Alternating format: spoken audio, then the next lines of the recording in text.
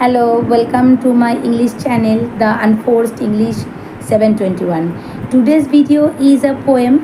It's a love story written by Elizabeth Barrett Browning. Elizabeth Barrett Browning wrote the poem for her husband Robert Browning. So today we will read the poem first, then we understand the explanation of the poem in Bengali. So without wasting time, let's start. So the poem is like this: how do I love thee? How do I love thee? Let me count the ways. মানে আমি তোমাকে কতটা ভালোবাসি। Okay? Let me count the ways. I love thee to the depth and breadth and height my soul can reach when feelings out of sight. For the end of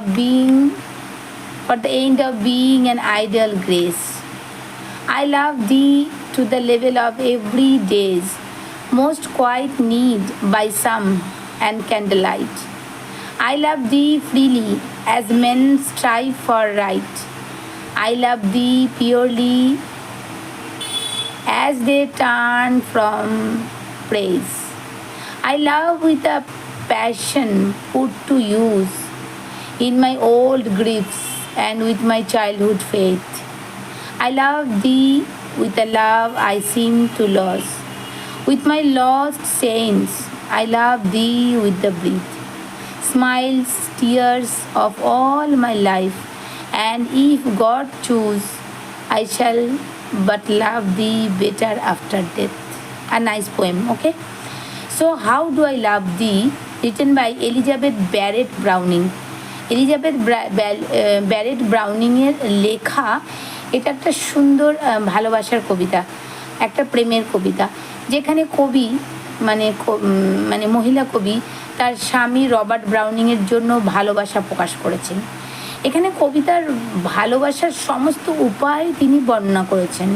তিনি কিভাবে কত দূর পর্যন্ত ভালোবাসেন তার স্বামীকে, ভালোবাসাকে তার আত্মার একটা শক্তি হিসেবে তিনি বর্ণনা করেছেন।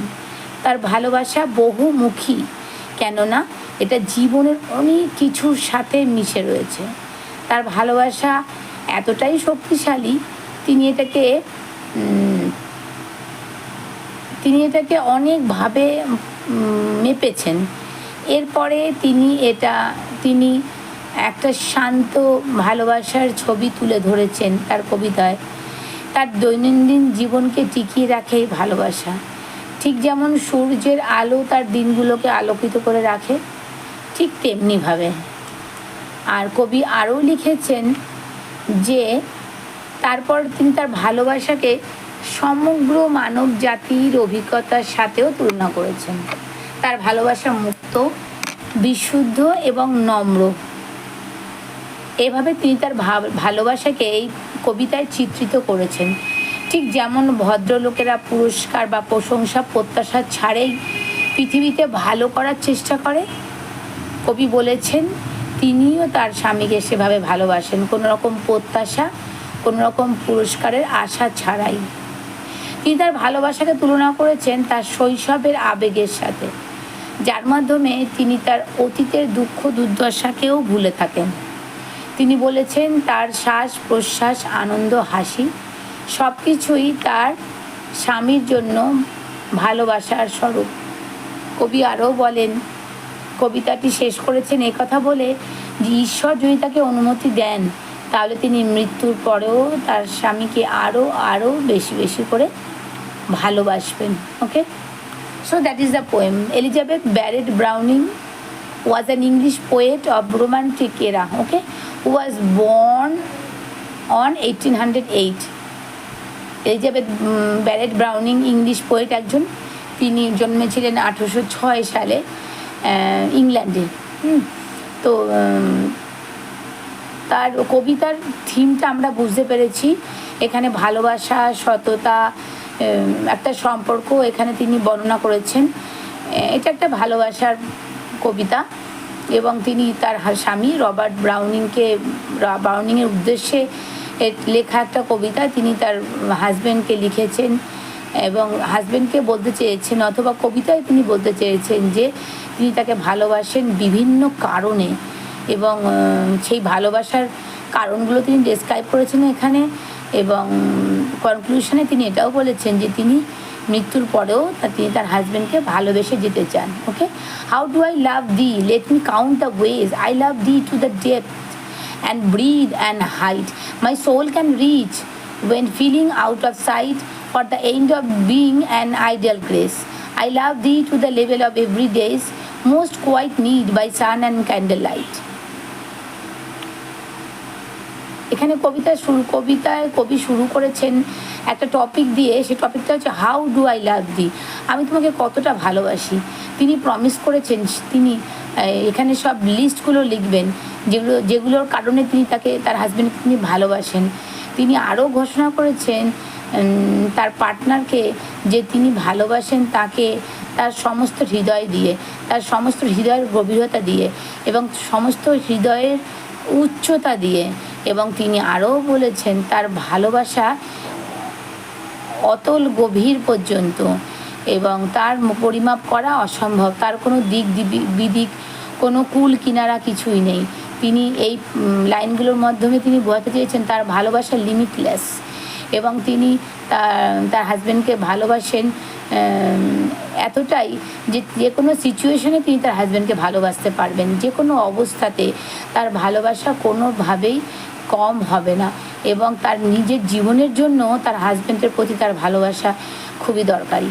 এবারে বাকি লাইনগুলো পড়বো। I love thee freely as men strive for her right I love thee purely, thee মানে তোমাকে, purely as they turn from praise I love thee with the passion put to use in my old griefs and with my childhood's faith I love thee with a love I seem to lose with my lost saint I love thee with the breath smiles tears of all my life and if God choose I shall but love thee better after death। তিনি বলেছেন তার devotion, তার ভালোবাসার তিনি উৎসর্গ করেছেন তার নিজের জীবনকে, নিজের ইমোশনকে। এইখানে তার কতগুলি ইমোশনাল লাইন তিনি তুলে ধরেছেন। তিনি ফ্রিলি তার ভালোবাসাকে ডিক্লেয়ার করেছেন তার হাজব্যান্ডের প্রতি এবং তিনি আরও বলেছেন যে মোটামুটি ছেলেরা এমন কিছুই করে যেটা ভালো, কিন্তু তিনি তার হাজব্যান্ড কীরকম বা কী করেছেন তার জন্য তার উপর নির্ভর করেন তার ভালোবাসা। তিনি ভালোবাসেন সিনসিয়ারলি তার হাজব্যান্ডকে, যেমনভাবে just as men praise to preserve their modesty sometimes, মানে অনেক সময় ছেলেরা তাদের নিজের মডেস্টিকে মানে এখানে তিনি বলতে চাইছেন যে অনেক সময় হয় এমন যে ছেলেরা ভালোবাসেন কোনো তাদের ওয়াইফকে কোনো না কোনো কারণে, তার মডেস্টির জন্য, তার নম্রতা ভদ্রতার জন্য।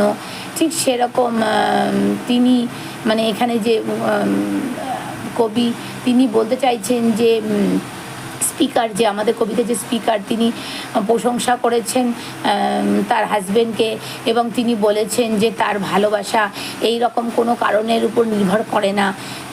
তার হাজব্যান্ডকে তিনি ভালোবাসেন বিনা কারণে, অকারণে, এবং তিনি তার হাজব্যান্ডকে ভালোবাসেন এটা তার একটা কর্তব্য, তাকে ভালোবাসা, এটা যেন তার ভিতর থেকে আসা, এর জন্য তাকে কেউ ফোর্স করেনি, এর পিছনে কোনো কারণও নেই। এবং